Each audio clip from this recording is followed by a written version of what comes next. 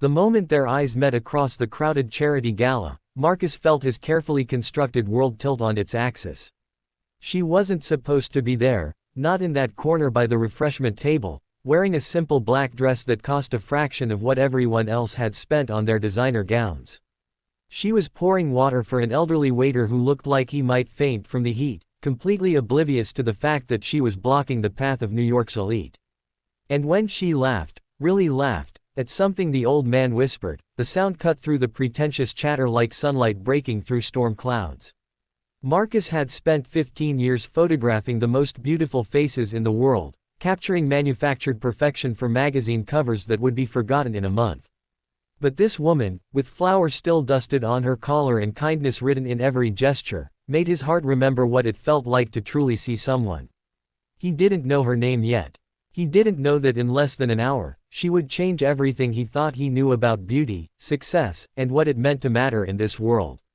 Marcus Chen had photographed presidents, supermodels, and Oscar winners. His camera had captured moments that ended up in museums and history books. At 38, he was at the peak of his career, and tonight's charity event was supposed to be just another obligation: smile for the right people, take a few shots for the foundation's website, and leave early. But he couldn't stop watching her. She moved through the room like she belonged to a different frequency altogether. While others posed and preened, checking their reflections in champagne glasses, she helped a waiter pick up dropped napkins.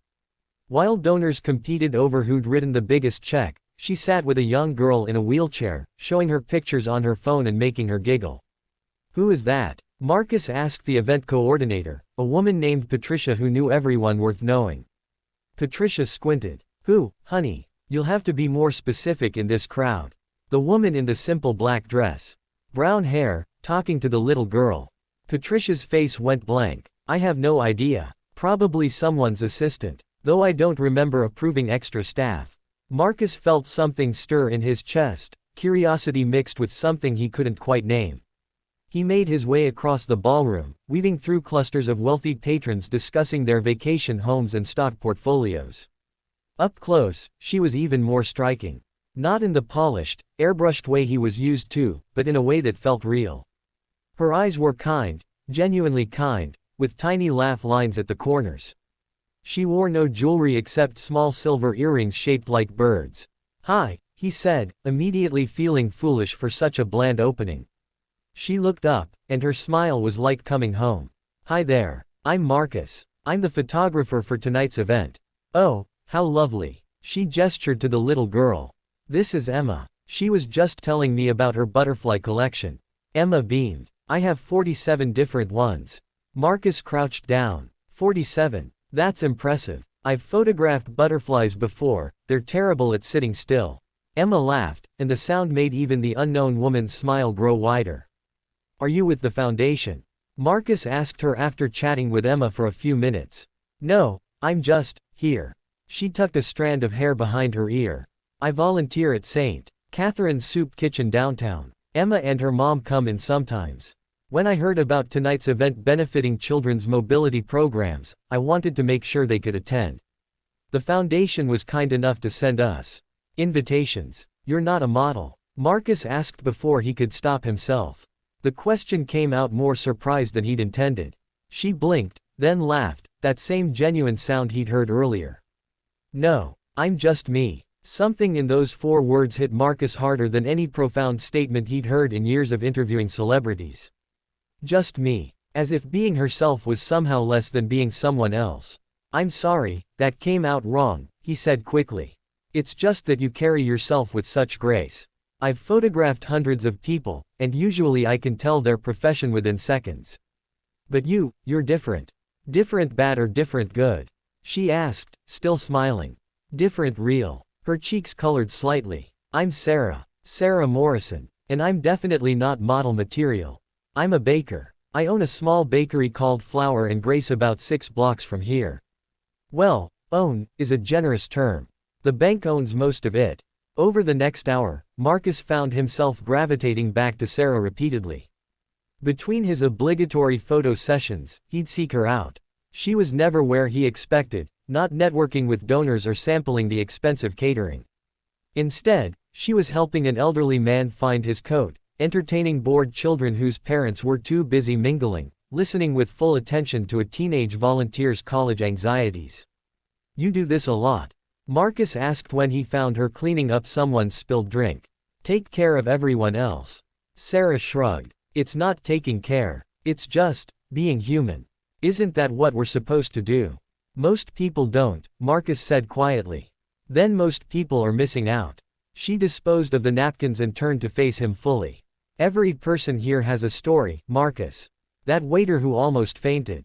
His name is George. He's 72 and still works because his pension isn't enough. He has 3 grandchildren he's putting through school. That teenage volunteer, her name's Amanda. She's terrified about getting into college because she'll be the first in her family. That older woman by the window. Mrs. Chen, any relation?" "My aunt," Marcus said, startled. "How did you?" "She told me about you. Showed me pictures. She's so proud of you it radiates off her like heat. She came tonight just to watch you work." Marcus's throat tightened. He hadn't spoken to Aunt Linda properly in months. Too busy, always too busy. "The point is," Sarah continued gently, "everyone here matters. Not because of their bank account or their dress or their job title. Just because they're human. That should be enough, don't you think?" Before Marcus could respond, a commotion erupted near the entrance.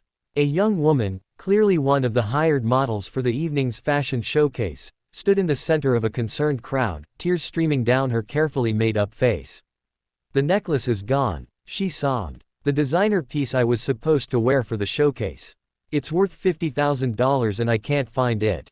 The room erupted in whispers. Security was called. Accusations flew. Someone suggested searching everyone before they left. Sarah moved toward the distressed model while others stepped back, worried about being implicated. "Hey," she said softly, taking the young woman's hands. "It's okay. We'll find it. Tell me what happened." Through hiccuping sobs, the model explained. She'd taken it off in the bathroom to fix her dress and must have left it there. "I'll help you look," Sarah said immediately. Then she turned to the crowd. "Anyone else want to help?" Silence. People averted their eyes. Marcus raised his hand. "I will." "Me too." Emma called from her wheelchair. Aunt Linda stood. "Count me in." Within minutes, a small search party had formed, not of the wealthy donors, but of the volunteers, the servers, the people Sarah had taken time to see. They spread through the venue while the elite stood clutching their purses, suspicious of everyone. It was George, the elderly waiter, who found the necklace. It had fallen behind a bathroom radiator. The relief in the room was palpable, but Marcus noticed something that struck him deeply. Sarah was hugging George like he'd saved a life, not just a piece of jewelry.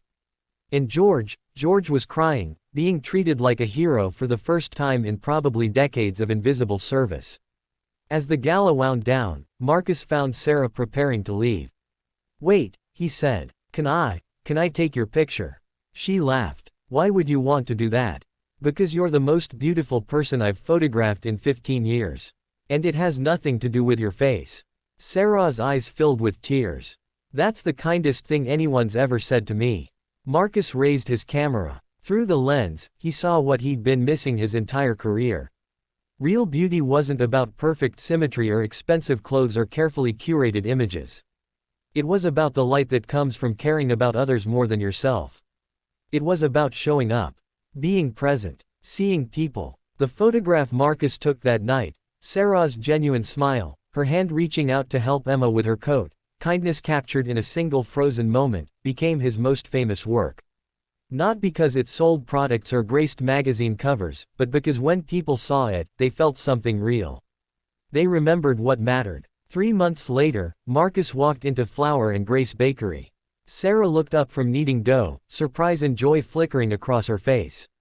"You're not the model?" he asked, echoing that first awkward question. "No," she smiled, wiping flour on her apron. "I'm just me." "Thank God," Marcus said. "Because, just you, changed my entire life." He'd left his high-profile job. Now he photographed real people, volunteers, teachers, nurses, and ordinary heroes who made the world better through small acts of extraordinary kindness. And every night, he came to a small bakery where a woman who was just herself reminded him that being human was the greatest thing anyone could be.